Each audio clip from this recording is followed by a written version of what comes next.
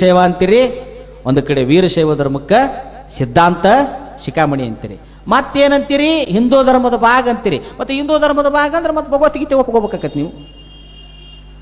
ಅಂದ್ರೆ ಕಳ್ರಿ, ಕಳ್ರಲ್ಲ, ಕಳ್ಳ ಸೊಳ್ಳೆ ಮಕ್ಕಳು ಇವರು. ತಾವು ನಂಬಂಗಿಲ್ಲ, ನಂಬೋರ್ನು ನಂಬಂಗಿಲ್ಲ.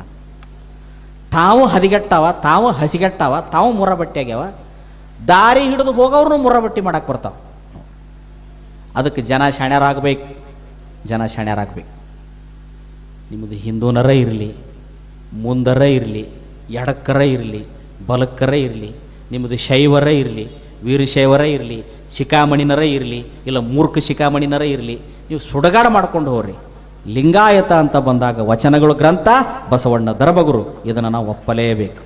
ಒಪ್ಪಲಿಲ್ಲ ಮುಂದೆ ನಿಮ್ಮನ್ನು ಕುತ್ತಿಗೆ ಹಿಚ್ಚಿಗೆ ಓಡಿಸಾಡಿ ಹೊಡೆಯೋಡು ಬರ್ತಾರೆ. ನಿಮ್ಮನ್ನು ಮುಂದೆ ನಿಮ್ಮನ್ನು ಕುತ್ತಿಗೆ ಹೆಚ್ಚಗತ್ತಾರ, ನಿಮ್ಮನ್ನು ಬೀದೆ ಆಗತ್ತಂದು ಬಡ್ತಾ ಬಡಿತಾರೆ. ಹೆಂಗೆ ಬಡಿತಾರೆ ಅಂದ್ರೆ ಮಗನ ಒಪ್ಕೊಂತಿಲ್ಲ ವಚನ ಸಾಹಿತ್ಯ, ಒಪ್ಕೊಳ್ಳಿಲ್ಲ ಅಂದ್ರೆ ಮಗನ ಎಣ್ಣೆ ಕುಡಿಸ್ತೀನಿ, ಸಾಯ ಹೊಡಿತೀವಿ ನಿನ್ನಂತಾರೆ ಬರ್ತಾರ. ಆ ಕಾಲನು ಬರ್ತೈತಿ ಬೇಕಾರೆ ಭೂಮಿ ಮೇಲೆ ಶತಸಿದ್ಧವಾಗಿ ಬರ್ತೈತಿ, ನೋಡ್ತಿರ್ಬೇಕಾರೆ ನೀವು ಹೇಳ್ಯಾರ.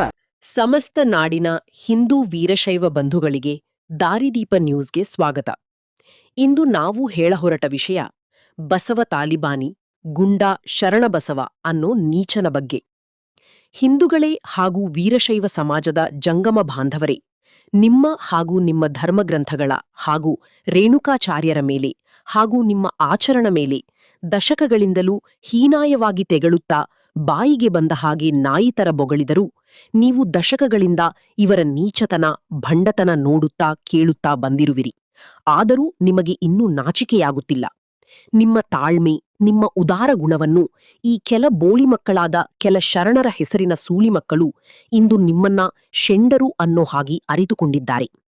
ಆದರೆ ಈ ಬೋಳಿ ಮಕ್ಕಳಿಗೆ ಜಂಗಮರೇ ಶತಮಾನದಿಂದ ಬಸವಣ್ಣನ ತತ್ವವನ್ನು ಮನೆ ಮನೆಗೆ ಪ್ರಸಾರ ಮಾಡಿ ಲಿಂಗದೀಕ್ಷ ನೀಡುತ್ತಾ, ವಿಭೂತಿ, ಲಿಂಗ, ರುದ್ರಾಕ್ಷಿಯ ಮಹಿಮೆ ತಿಳಿಸುತ್ತಾ ಬಸವ ಸಂಸ್ಕೃತಿ ಬೆಳೆಸಿದ ಜಾತಿ ಯಾವುದಾದರೂ ಇದ್ದಾರೆ, ಅದು ಜಂಗಮ ಜಾತಿ. ಇಂಥ ಉದಾರ ಮನಸ್ಥಿತಿಯುಳ್ಳ, ಸೌಮ್ಯ ಸ್ವಭಾವವುಳ್ಳ, ಯಾರನ್ನೂ ತೆಗಳದೆ ಎಲ್ಲರೂ ನಮ್ಮವರೇ ಅಂತ ಹೊಂದಾಣಿಕೆ ಸ್ವಭಾವವುಳ್ಳವರು ಜಂಗಮರು.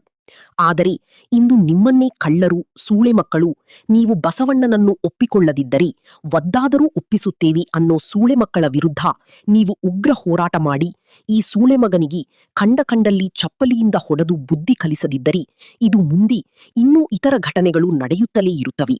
ಹೀಗಾಗಿ ಇಂದೇ ಜಾಗೃತರಾಗಿ ಎದ್ದೇಳಿ, ಈ ಸೂಳೆ ಮಗನಿಗೆ ಬುದ್ಧಿ ಕಲಿಸುವವರಿಗೂ ನಿದ್ರಿಸಬೇಡಿ ಅಂತ ಹೇಳುತ್ತಾ ನಿಮ್ಮೆಲ್ಲರಿಗೂ ಶುಭವಾಗಲಿ, ಜೈ ರೇಣುಕಾ ಅಂತ ಹೇಳುತ್ತಾ ಧನ್ಯವಾದಗಳು.